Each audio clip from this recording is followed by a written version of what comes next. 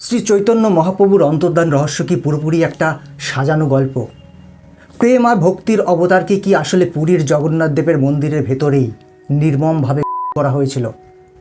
500 বছরেরও বেশি সময় ধরে আধ্যাত্মিকতার যে চাদর দিয়ে এই ঘটনাকে ঢেকে রাখা হয়েছে তা সরিয়ে ইতিহাসের নিষিদ্ধ ফাইলগুলো ঘেঁটে দেখলে এক হাড় হিম করা রাজনৈতিক ষড়যন্ত্র সামনে আসে।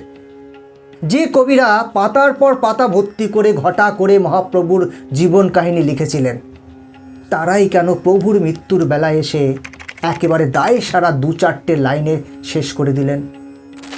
তারা কি কোনো অশুভ শক্তিকে ভয় পেয়েছিলেন? এই রহস্যের জট এতটাই ভয়ানক যে 1995 সালে এই সত্যের সন্ধান করতে গিয়ে গবেষক ডক্টর জয়দেব মুখোপাধ্যায়কে নিজের বই প্রকাশের আগেই হাত দুটি পেছনের দিকে শক্ত করে বেঁধে মাত্র 1 হাঁটু জল থাকা একটি চৌবাচ্চার ভেতরে মাথা ডুবিয়ে রহস্যজনকভাবে প্রাণ হারাতে হয়। এমনকি 2000 সালে পুরীর জগন্নাথ মন্দিরের মাটির নিচ থেকে উদ্ধার হওয়া 6.5 ফুটের একটি রহস্যময় কঙ্কাল খোদ ফরেন্সিক ল্যাব থেকে রাতারাতি গায়েব করে দেওয়া হয়। রথযাত্রার দিন যখন প্রথা অনুযায়ী জগন্নাথ দেবের মূল মূর্তি মন্দিরের ভেতরে ছিলই না, তখন চৈতন্যদেব মূর্তির ভেতরে লীন হলেন কিভাবে? বিকেল 4টায় মন্দিরে ঢোকার পর কেন দীর্ঘ 7 ঘন্টা পর্যন্ত ভেতরের পরিস্থিতি সম্পূর্ণ গোপন রাখা হলো? কার ইশারায় ল্যাব থেকে ওই কঙ্কাল উধাও হলো? আজকের এই ভিডিওতে আমরা এই সমস্ত রহস্যের পেছনে লুকিয়ে থাকা আসল সত্যিটা জানার চেষ্টা করব। ইতিহাস আর বিভিন্ন বইয়ের পাতায় ঠিক কী লুকিয়ে রাখা হয়েছিল তার প্রতিটি প্রমাণ আজ আমরা একদম সহজভাবে আপনাদের সামনে তুলে ধরব। বন্ধুরা, ভিডিওর প্রতিটি অংশ একে অপরের সাথে এমনভাবে জুড়ে রয়েছে যে আপনি যদি 1 সেকেন্ডও স্কিপ করেন তবে ইতিহাসের সবচেয়ে বড় মোড়টা মিস করবেন। তাই একটুও সময় নষ্ট না করে চলুন মূল ঘটনার গভীরে যাওয়া যাক। নমস্কার, আমি গৌতম আছি আপনাদের সাথে। চলুন শুরু থেকে শুরু করি। শ্রী চৈতন্য মহাপ্রভুর এই অন্তর্ধানে বাঙালির আবেগ জড়িয়ে থাকলেও ওনার আদি সূত্র এবং বংশ পরিচয় নিয়ে ওড়িশা বনাম বাঙালির বিতর্ক ইতিহাসের এক অন্যতম গুরুত্বপূর্ণ অধ্যায়। ওনাকে অনেকে ওড়িয়া বলে দাবি করলেও ঐতিহাসিক সত্য হলো তিনি ওড়িয়া বংশোদ্ভূত এক খাঁটি বাঙালি। মহাপ্রভুর দাদু ছিলেন উপেন্দ্র মিশ্র এবং ওনাদের আদি ভিটে বাড়ি ছিলেন উড়িষ্যার কটক জেলার জাজপুরে। তৎকালীন ওড়িশার রাজার নির্মম অত্যাচারে অতিষ্ঠ হয়ে নিজের জীবন এবং পরিবার বাঁচাতে 1451 সালে উপেন্দ্র মিশ্র জাজপুরের আদি ভিটে ছেড়ে শ্রীহট্টের বর্তমান যেটা সিলেট, ঢাকার পশ্চিম গ্রামে পালিয়ে আসতে বাধ্য হন। এরপর মহাপ্রভুর পিতা জগন্নাথ মিশ্র নিজের জীবিকার তাগিদে এবং ভাগ্যের অন্বেষণে 1466 খ্রিস্টাব্দে ঢাকা দক্ষিণ ছেড়ে ভাগীরথী নদীর তীরে অবস্থিত তৎকালীন শিক্ষার প্রাণকেন্দ্র নবদ্বীপে চলে আসেন। এই নবদ্বীপের মাটিতেই 1486 সালের 18ই ফেব্রুয়ারি এক দোলযাত্রার চন্দ্রগ্রহণের পুণ্যতিথিতে শচী দেবীর গর্ভে নিম গাছের তলায় জন্ম নেন বিশম্বর মিশ্র, যাকে ভালোবেসে সবাই নিমাই বলে ডাকত। অর্থাৎ ভৌগোলিক ও জন্মসূত্রে তিনি সম্পূর্ণ বাঙালি হলেও ওনার শিকড় এবং পূর্বপুরুষদের রক্ত মিশেছিল ওড়িশার মাটির সাথে। নিমাইয়ের জন্মের সময় বাংলার ভূ রাজনীতি এবং সামাজিক পরিস্থিতি ছিল চরম টালমাটাল।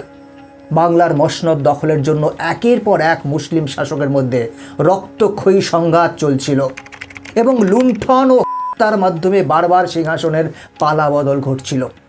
এই চরম অরাজকতার মাঝে রাজা গণেশ নামের এক হিন্দু রাজা কিছুদিন বাংলার শাসনভার নিজের হাতে নিলেও ওনার নিজস্ব ছেলে যদু ইসলাম ধর্ম গ্রহণ করে, জালালউদ্দিন নাম ধারণ করে এবং নিজের জন্মদাতা পিতাকে মসনদচ্যুত করে বাংলার ক্ষমতা দখল করে। মুসলিম শাসন শুরু হওয়ার পর থেকে ধর্মের নামে সাধারণ হিন্দুদের উপর চরম অত্যাচার চালানো হতো। হিন্দুরা কোনো ধর্মীয় উৎসব বা আচার পালন করতে গেলে তাদের উপর নেমে আসতো নির্মম রাষ্ট্রীয় শাস্তি। অতি সামান্য বা ছোটোখাটো ভুলের অপরাধে হিন্দুদের পিটিয়ে ফেলা হতো এবং প্রকাশ্য রাজপথে চাবুক বা বেত্রাঘাত করা ছিল নিত্যদিনের ঘটনা। এই বীভৎস এবং অমানসিক নির্যাতন থেকে বাঁচতে নিম্নবর্গের বহু হিন্দু বাধ্য হয়ে দলে দলে ইসলাম ধর্ম গ্রহণ করতে শুরু করে। তবে সামাজিক অত্যাচার শুধু শাসকদের তরফেই ছিল না। সমাজের উচ্চ বর্ণের হিন্দুরা, বিশেষ করে গোরা ব্রাহ্মণ সমাজ নিচু জাতের সাধারণ হিন্দুদের অস্পৃশ্য ও ম্লেচ্ছ জ্ঞান করে যথেচ্ছ শোষণ এবং সামাজিক নির্যাতন চালাতো। মুসলিম শাসকদের মনে একটা তীব্র ভয় কাজ করত যে পাল বা সেন যুগের মতো আবারও কোনো হিন্দু রাজা মসনদে বসে তাদের উৎখাত করতে পারে। আর এই ভয় থেকেই তারা হিন্দুদের মাথা তুলে দাঁড়ানোর সমস্ত পথ বন্ধ করে দিতে চেয়েছিল। 1493 সালে আলাউদ্দিন হোসেন শাহ বাংলার সিংহাসনে বসার পর পরিস্থিতি কিছুটা শান্ত এবং প্রীতিপূর্ণ হলেও সামাজিক বৈষম্যের ক্ষতটা রয়েই গিয়েছিল। ঠিক এই রকম এক দম বন্ধ করা পরিস্থিতিতে নবদ্বীপে নিমাইয়ের এক অভূতপূর্ব উত্থান ঘটে। নিজের প্রখর মেধা এবং পাণ্ডিত্যের জোরে মাত্র 18 বছর বয়সেই তিনি গোটা নবদ্বীপের সেরা এবং নামকরা পণ্ডিত হিসেবে নিজেকে প্রতিষ্ঠিত করেন। কিন্তু পাণ্ডিত্যের অহংকার ছেড়ে তিনি খুব দ্রুতই কৃষ্ণ প্রেমে সম্পূর্ণ মাতোয়ারা হয়ে ওঠেন এবং ওনার অপার্থিব রূপ এবং ভক্তির টান দেখে সাধারণ মানুষ হরিনাম সংকীর্তনে সামিল হতে শুরু করে। তৎকালীন সমাজ ব্যবস্থাকে বুড়ো আঙুল দেখিয়ে জাতপাতের সমস্ত দেওয়াল ভেঙে তিনি সমাজের সবচেয়ে অবহেলিত এবং নিচু জাতের মানুষদের বুকে টেনে নেন। খোল করতাল নিয়ে রাজপথে ওনার এই নগর কীর্তন নবদ্বীপের অত্যাচারী মুসলিম শাসক চাঁদ কাজী কোনোভাবেই সহ্য করতে পারেননি এবং তিনি সংকীর্তন বন্ধের ফরমান জারি করেন। কিন্তু নিমাই নিজের আধ্যাত্মিক তেজ ও অহিংস আন্দোলনের মাধ্যমে সেই পরম শক্তিশালী চাঁদ কাজীকেও নিজের বশ্যতা স্বীকার করতে বাধ্য করেন। শুধু তাই নয়, নবদ্বীপের ত্রাস চরম মাতাল ও হিংস্র দুই ভাই জগাই এবং মাধাইকে নিজের ভক্তি ও ক্ষমার মাধ্যমে পরম ভক্তে রূপান্তরিত করেন। ওনার এই আধ্যাত্মিক বিপ্লবের প্রভাবে বহু মুসলমান বৈষ্ণব ধর্ম গ্রহণ করতে শুরু করে।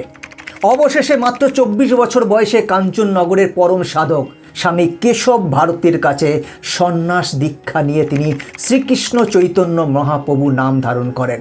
সন্ন্যাস গ্রহণের পর নিজের জন্মভূমি নবদ্বীপ ত্যাগ করে তিনি বিভিন্ন তীর্থক্ষেত্রে ভ্রমণ করেন এবং পরবর্তীতে ওনার গর্ভধারিণী মা শচী দেবীর বিশেষ ইচ্ছায় ওনার পূর্বপুরুষদের আদি দেশ ওড়িশায় চলে যান এবং জীবনের শেষ 18টি বছর পুরীর জগন্নাথ ধামেই অতিবাহিত করেন। উড়িষ্যায় এসে মহাপ্রভু যখন পুরীর জগন্নাথ মন্দিরে অবস্থান করছিলেন তখন ওনার মৃত্যুর দিনটির বিবরণ নিয়ে ইতিহাস এবং বিভিন্ন গ্রন্থের মধ্যে চরম অসামঞ্জস্য এবং বিভিন্ন মতবাদ দেখতে পাওয়া যায়। কৃষ্ণদাস কবিরাজ ওনার বিখ্যাত চৈতন্য চরিত্রামৃত সেই গ্রন্থে মহাপ্রভুর মৃত্যুর কোনো প্রত্যক্ষ বিবরণ না দিয়ে স্রেফ আধ্যাত্মিক ভাবাবেগে লিখেছেন যে মহাপ্রভু হরিনাম জপ করতে করতে পুরীর সমুদ্রের দিকে হেঁটে যান এবং সেই সমুদ্রের জলেই চিরতরে বিলীন হয়ে যান। আবার কবি লোচন দাসের চৈতন্য মঙ্গল কাব্য অনুযায়ী সেখানে দাবি করা হয় যে চৈতন্যদেব সরাসরি জগন্নাথ দেবের শ্রী বিগ্রহ বা মূর্তির ভেতরে প্রবেশ করে অলৌকিকভাবে লীন হয়ে গেছেন। অন্যদিকে বৈষ্ণব দাসের চৈতন্য গৌরাঙ্গ চটকা অনুসারে ওনার মৃতদেহ তোটা গোপীনাথ মন্দিরে সমাহিত করা হয়েছিল এবং মৃত্যুর ঠিক পর ওনার দেহটি মন্দিরের গরুর স্তম্ভের পাশে নিথর অবস্থায় পড়ে থাকতে দেখা গিয়েছিল। কিন্তু সবচেয়ে বাস্তবসম্মত এবং ঐতিহাসিক তথ্য পাওয়া যায় জয়ানন্দের চৈতন্য মঙ্গল কাব্যে, যেখানে বলা হয়েছে যে রথযাত্রার দিন নগর সংকীর্তনে অংশ নেওয়ার সময় মহাপ্রভুর পায়ে একটি ইটের আঘাত লাগে এবং সেই ক্ষতস্থান থেকে বিষাক্ত সেপ্টিসেমিয়া হয়ে তিনি তোটা গোপীনাথ মন্দিরেই শেষ নিঃশ্বাস ত্যাগ করেন। তবে আধুনিক গবেষকদের একাংশের মতে সনাতন ধর্মে যেহেতু ভগবান শ্রীকৃষ্ণের অন্তিম সময়েও এক ব্যাধের তীরের আঘাতে পায়ে লেগে হয়েছিল, তাই ভক্ত এবং পাণ্ডারা মহাপ্রভুকে শ্রীকৃষ্ণের পূর্ণ অবতার প্রমাণ করার জন্য এবং ওনার আসল সত্যকে ধামাচাপা দেওয়ার উদ্দেশ্যে পায়ে ইটের আঘাত এবং সেপ্টিসেমিয়ার গল্পটি সুকৌশলে ফেঁদে থাকতে পারে, যা এই অন্তর্ধানকে আরও বেশি রহস্যময় করে তোলে। এই সম্পূর্ণ রহস্যের পেছনে সবচেয়ে বিতর্কিত এবং ভয়ঙ্কর যে তত্ত্বটি উঠে আসে তা হলো এক গভীর রাজনৈতিক এবং রাষ্ট্রীয় গুপ্তচর তত্ত্ব। উড়িষ্যার সূর্যবংশীয় হিন্দু রাজা প্রতাপ রুদ্রদেব মহাপ্রভুর পরম ভক্ত হয়ে রাজকার্য এবং যুদ্ধ বিগ্রহ সম্পূর্ণ ত্যাগ করে শান্তিপ্রিয় এবং অহিংস হয়ে উঠেছিলেন। ঠিক এই সুযোগে বাংলার মুসলিম সুলতান আলাউদ্দিন হোসেন শাহ বারবার ওড়িশার উপর সামরিক আক্রমণ চালাচ্ছিলেন। মালিপুর রচিত শ্রী চৈতন্য অন্তর্ধান রহস্য এবং বিভিন্ন ঐতিহাসিক সূত্র থেকে জানা যায় উড়িষ্যার রাজকীয় আমলা, গোরা ব্রাহ্মণ সমাজ এবং প্রধানমন্ত্রীরা চরম ক্ষুব্ধ হয়ে ভাবতেন যে চৈতন্যদেব আসলে বাংলার মুসলিম সুলতানের পাঠানো এক অত্যন্ত চতুর গুপ্তচর। ওনারা যুক্তি দিতেন যে চৈতন্যদেব উড়িষ্যায় আসার পর থেকেই উড়িষ্যার সামরিক শক্তি পঙ্গু হয়ে পড়েছে এবং বাংলার মুসলিম বাহিনী ইতিহাসে প্রথমবারের মতো উড়িষ্যার ওপর সফল সামরিক বিজয় লাভ করতে পেরেছে।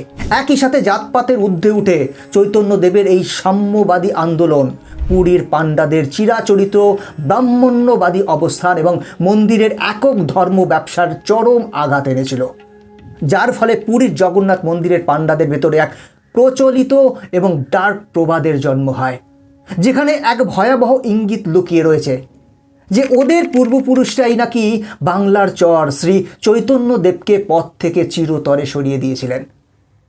1933 সালের 29 জুন রথযাত্রার সেই অভিশপ্ত বিকেলে যখন হরিনাম সংকীর্তন করতে করতে চৈতন্যদেব পুরীর প্রধান মন্দিরে প্রবেশ করলেন, তখন এক রহস্যময় পরিস্থিতিতে মন্দিরের সেই বিশাল কপাটগুলো নিজে থেকে বন্ধ হয়ে যায়।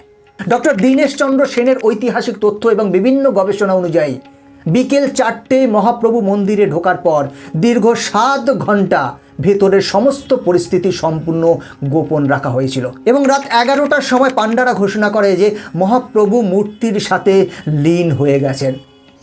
ঐতিহাসিক এবং গবেষকদের একটি বড় অংশের মতে এই দীর্ঘ 7 ঘন্টার অন্ধকারেই মন্দিরের গর্ভগৃহে প্রধান দ্বাররক্ষী বাহিনীর প্রধান দীনবন্ধু প্রতিহারীর নেতৃত্বে চৈতন্যদেবের উপর এক সুপরিকল্পিত এবং নির্মম আক্রমণ চালানো হয়। এরপর তড়িঘড়ি করে মন্দিরের মেঝে খুঁড়ে মহাপ্রভুর 6.5 ফুটের দীর্ঘ দেহটি পুঁতে দিয়ে মেঝে আগের মতো মেরামত করে দেওয়া হয়, যাতে কোনো চিহ্ন না থাকে। শুধু তাই নয়, তোটা গোপীনাথ মন্দিরের পুরনো তুলসী মঞ্চের ভেতরের গোপন সমাধি এবং মহাপ্রভুর পরম শিষ্য গদাধরের সেই একই দিনে রহস্যজনকভাবে উধাও হয়ে যাওয়া এটা প্রমাণ করে যে এটি কেবল কোনো অলৌকিক ঘটনা ছিল না, বরং এর পেছনে লুকিয়ে ছিল এক গভীর রাজনৈতিক কাণ্ড বা বড় কোনো ষড়যন্ত্রের হাত।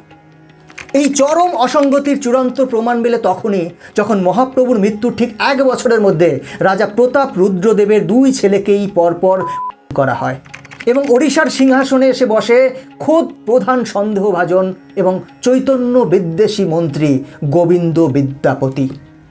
এই সম্পূর্ণ ঐতিহাসিক সমীকরণ এবং বইয়ের রেফারেন্সগুলো আমাদের এক চরম বাস্তবতার মুখোমুখি দাঁড় করায়, যেখানে স্পষ্ট বোঝা যায় যে ক্ষমতার লোভ এবং কর্তৃত্ব টিকিয়ে রাখতে ইতিহাসের আড়ালে কতটা ভয়ঙ্কর অধ্যায় রচিত হতে পারে।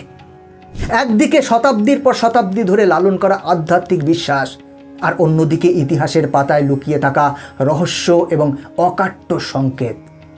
এই দুইয়ের লড়াইয়ে সত্যকে খুঁজে নেওয়ার ভার সম্পূর্ণ আপনার উপর।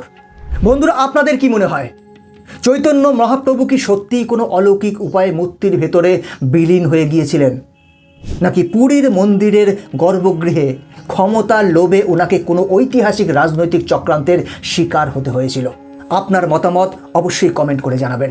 আমি গৌতম ছিলাম আপনাদের সাথে। দেখা হচ্ছে পরের ভিডিওতে নতুন কোনো তথ্যের সাথে। ভালো থাকবেন, সাথে থাকবেন। ধন্যবাদ।